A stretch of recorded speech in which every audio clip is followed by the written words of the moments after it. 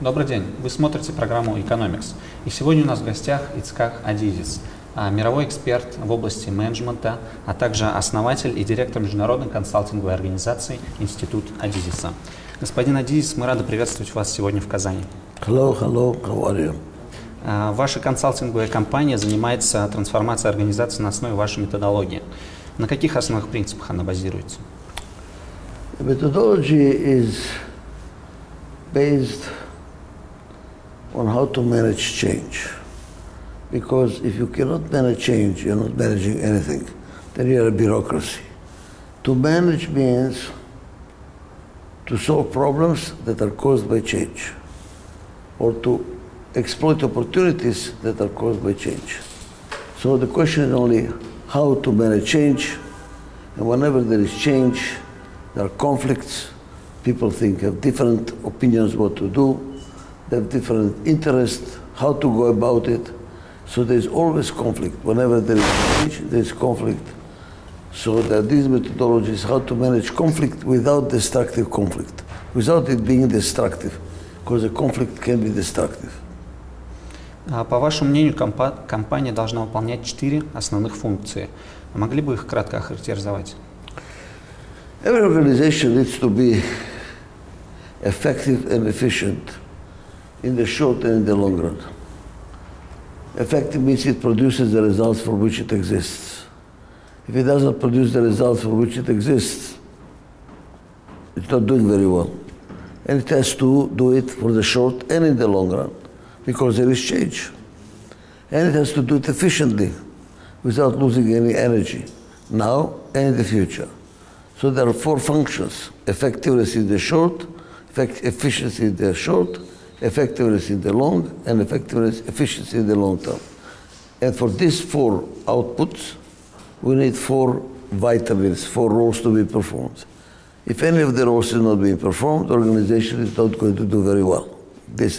And the 4 are to produce results, to administer, to entrepreneur, and to integrate. The most repetitive classical mistake is that the purpose of business is to make profits.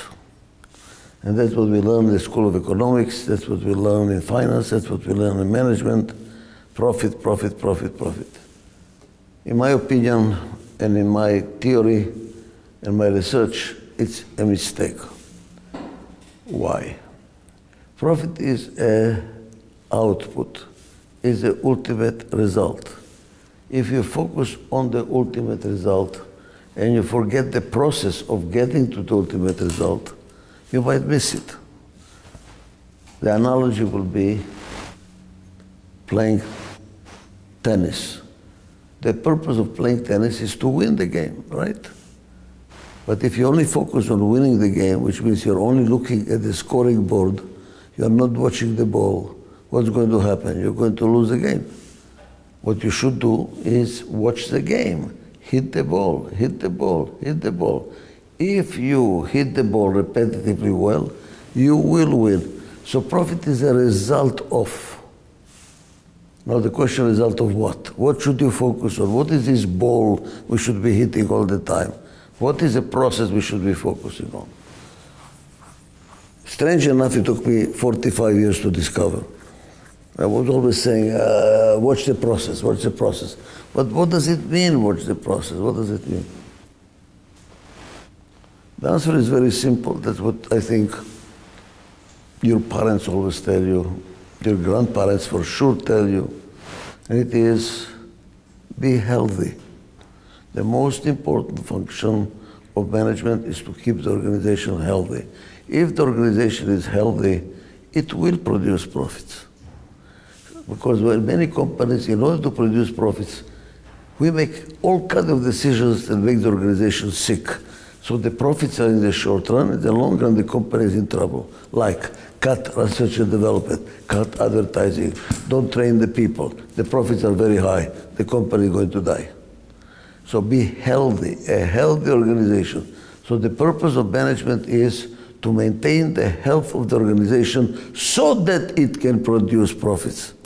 The profit is the ultimate result of being healthy. If you're not healthy, profits are not going to work. So be careful not to make the company sick in order to make profits. Сегодня на лекции вы говорили о таких понятиях, как лидерство и интеграция. Могли бы вы их раскрыть сейчас? I would like to start with the word integration first. Why is integration so important? Because whenever there is change, what happens? Everything in this world is a system. What does it mean? Everything is related to everything else. There is interdependencies. By definition, a system is composed of subsystems.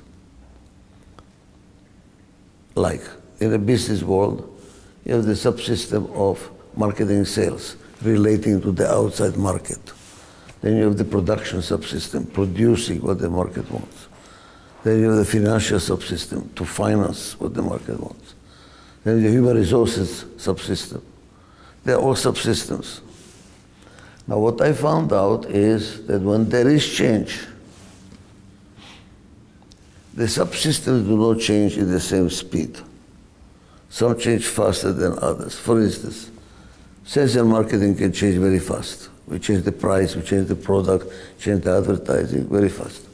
Production does not change so fast. It takes a long time to change the production function. Financial does not, accounting changes very slow. Human resources even slower. That creates problems. So, all problems are caused by disintegration because of change. If disintegration is a cause of all problems, what is the solution? Integration. So the purpose of management is to, because it change, is to constantly worry about how to keep the company together so it doesn't fall apart when there is change. That's why integration is so important. So what is leadership? Leadership is to integrate. And I use the analogy of the hand. You see, 4 fingers different together. What is the role of management? It's not this finger. Do this, do this. It is this finger. It is a finger that works with every other finger. You see, this is the integrating finger. This is the finger that makes 4 fingers a hand. Without this finger, there is no hand. So the role of management is to integrate. The role of leadership is to integrate. A good leader integrates a company. Why to integrate? Because there are problems. Why there is problems? Because there is change. Давайте теперь поговорим о России. Вчера на официальном сайте вашей компании я нашел в списке ваших клиентов только одну российскую компанию. Это холдинг «Сибур». Планируете ли вы расширять свой бизнес в России? We have many Russian companies now, many. Among the famous one is Sberbank. I worked with Sberbank for almost 2 years. Then Sibur, then we have many companies, some of them famous. And now in Russia we are really growing very fast. We cannot catch the market how fast it's going. And the reason is that people really need this methodology in Russia. They need a methodology to open up, to work together based on mutual trust and respect, on integrating leadership, not this kind of leadership. It's water in the desert. People are looking for it, so we are growing very fast. We are growing very fast. А как вы вообще оцениваете бизнес-среду, бизнес-климат в России? Problem.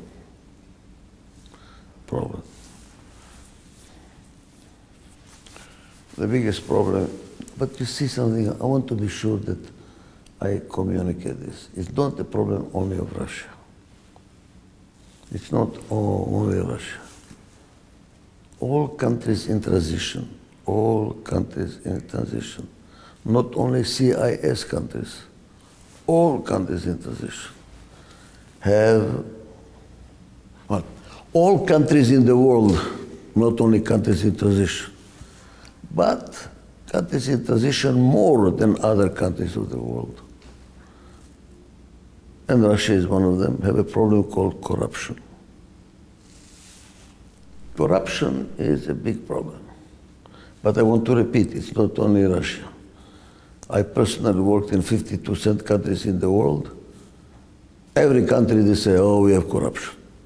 I don't know, or maybe Singapore does not have it. Maybe Switzerland does not have it, but it's very rare. Even the United States has corruption. Only the question of degree. In Russia, it is pretty bad. And because of corruption, the business climate is a very difficult climate to work with. Unless you solve this problem and you, the young generation, should take over and do something about it, that's going to be very difficult to manage in this environment. Наряду с коррупцией в России существует проблема монополизации. Как в условиях монополии должна действовать компания? If you have to work with a monopoly, you have to find what's called a niche, something that is small enough, special enough, that the monopoly has difficult time to pay attention to. Because monopoly is usually big and heavy, and they make a lot of money. So for them to go for a small niche, some need that is marginal need, they ignore it. So you have to look for the corner where you can have your own little piece and be on the low ladder screen so they don't bother you. That's the only solution against it. You cannot go face to face. You have to go small, find your little hole and do it. Little professional, little special niche. That's how you fight monopolies. Как вы оцениваете уровень менеджеров в России? My experience, and I've been now in Russia for almost 3 years consulting, I think that the individual Russian managers are superior, bright, intelligent, well-educated, smart, even very, very conniving, very good. They're very good. I would say if I had to go to a competition and have any manager around the world against a Russian manager, I bet on the Russian manager. Individuals. But it doesn't work. Why? Because the climate, managerial climate, is bad. The individuals are fantastic, fantastic, well-educated, knowledgeable, capable. But when they get together and the head of the unit of the company shows up, everybody is quiet. Total silence, nobody says a word. This is very sad because you're not using incredible brain. Here are brains sitting in the room, nobody using. Total silence. Only the president of the company talks. He's the only one that knows everything. Everybody else is sitting and only listening. What a waste. It is the most wasted result. I would say the Russian management is the most wasted resource of this country. You have more resources than oil and gas. You have incredible brains not used.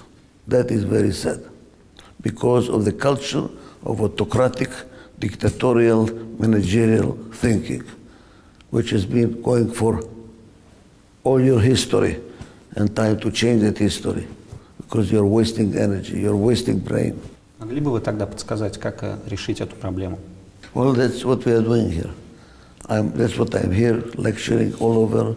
We are working with universities. We are trying to bring this methodology to university. We are consulting to companies. That's exactly what we are doing. We are bringing the methodology and training anybody in order to change the culture. And we are succeeding. Those companies that are using adhesives, already there is a change in culture. We are giving them the tools. And what is very interesting, my experience is, it's not that the president of the company wants to be autocratic. He will say, oh, this is his personality. I find the guy with that personality, once we give him a safe environment to work together, they love to change his style. It is the culture, the people expect him to be autocratic, so he has to be autocratic. If he's not autocratic, people say, what's wrong with him? He's a weak manager. Who is a strong manager? a strong manager. If he's not strong, he's not a good leader. So he acts. They're all acting out, you know. I'm going to show him a strong guy. We have to change the paradigm. And once we change the paradigm, people say, oh, that's how you want me to behave? I'm available. It is not that difficult. We are succeeding to change, and I'm very, very positive, and I'm very, very, I would say, optimistic about the change, because people want to change. There's no problem. Теперь интересно было бы узнать о управлении в условиях внешнего давления, которое сейчас испытывает российский бизнес. Известно, к примеру, что финансовому сектору России трудно занимать деньги за рубежом, некоторым компаниям закупать оборудование, а некоторым запрещен даже экспорт. Как бизнесу действовать в таких условиях? I said in my lecture today, when there is a crisis, and there is a crisis. By the way, I don't know how serious is this crisis. I think this, sanctions are not that serious. There are certain individuals, even more noise, no, rather than real. But people are afraid. They don't know what's going to happen. They don't know which way it's going to go. And because the people are, it's more scared rather than real, money is leaving Russia. According to the newspapers, 120 billion euros or dollars are leaving Russia, leaving the country. People are taking their money and going outside. That is a problem. So it's not the sanctions that are the problem. The sanctions are nothing. The problem is that people do not trust the system. And because they don't trust the system, any small little thing makes them overreact. And they are running and leaving the country. Entrepreneurs are living in country. Too many of the Russian entrepreneurs live in London, Switzerland, Barcelona, taking the money outside.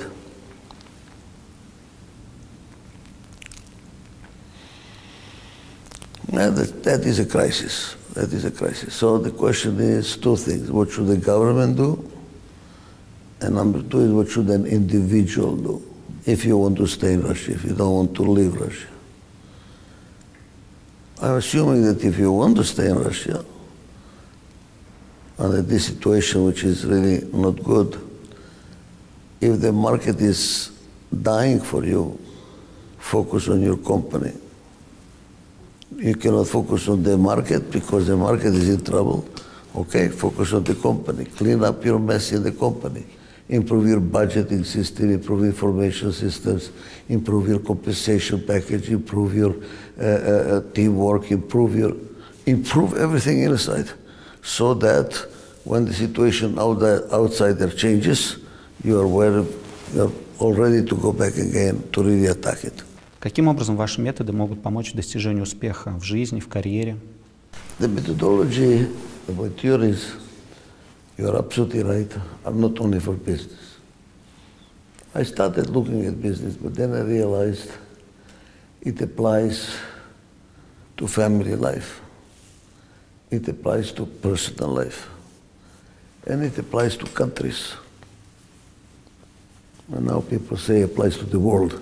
It is a unified theory. It's a unified theory, universal theory. Let's take some examples. What do we need in business is not a single genius that knows it all and I tell you what to do to everybody. We need a complementary team. Well, it applies to a marriage. What is a marriage? A complementary team. We usually say we fall in love with somebody who is different. Differences attract. Why differences attract? Because they complement. We fall in love with qualities that the other person has, which are our weaknesses. That's why we are falling in love, because they are good in what we are weak. You look for complementary. But anytime there is a complementary team, complementary styles, necessarily so there's going to be conflict. And in a marriage, there is always conflict. Conflict of styles, conflict of interests. Same thing true for a country. You have multiple ethnic groups, multiple religions. Every country has differences. Even in a country where they're all the same religion, there are different sects within the religion, which other means there is no sameness, there is diversity. The moment there is diversity, differences, there is conflict. How do we make that conflict to be positive on a country level, in a business, or in personal life, family life? By the way, it also applies to personal life, because within your own head, you have differences also. Part of your brain can be very liberal. Come on, let's go do it. The other part of the brain says, are you crazy? What are you doing? Slow down. Where are you going? We have, right here, we have a complementary team. It's not one way. It's not one way. And because of that, there is a conflict. What should I do? Should I do it? Should I not do it? This is typical. How do we solve that? How do you make conflict to be constructive and not destructive? Why in Switzerland diversity works very well? You have French, Germans, and Italians together, which should be a disaster. And Yugoslavia fell apart. Why? Why some marriages are Yugoslavia and some marriages are Switzerland? What is the difference? What made America so successful? It is constructive conflict. And what has been constructive conflict? A culture of mutual trust and respect. When there is mutual trust and respect, diversity works. When there is no mutual trust and respect, diversity is a disaster. So it is trust and respect. And what made America big and successful is not the size. Brazil is as big as America, United States. It's not resources. Other countries have more resources than the United States. It is a culture where people are different, working together. When there is respect for differences, working together. That is the whole trick. So you can see it applies to personal life. And in the personal life, what does it mean? You should have self-trust and self-respect. Respect yourself and ask yourself, do I trust myself? And then you have an open mind. You listen to the voices of dissension and trust yourself and respect yourself. So what kind of a person is successful? Somebody who has self-respect and self-trust. So it applies to personal life, business, society, and a country as well. It's a universal theory. Господин Адизис, мы благодарим вас за ответы. Мы очень рады, что сегодня нам удалось с вами встретиться. Я напомню, что сегодня мы беседовали с Ицхаком Адизисом, международным экспертом в области менеджмента и эффективности ведения бизнеса, а также основателем и директором международной консалтинговой организации Институт Адизиса. До свидания.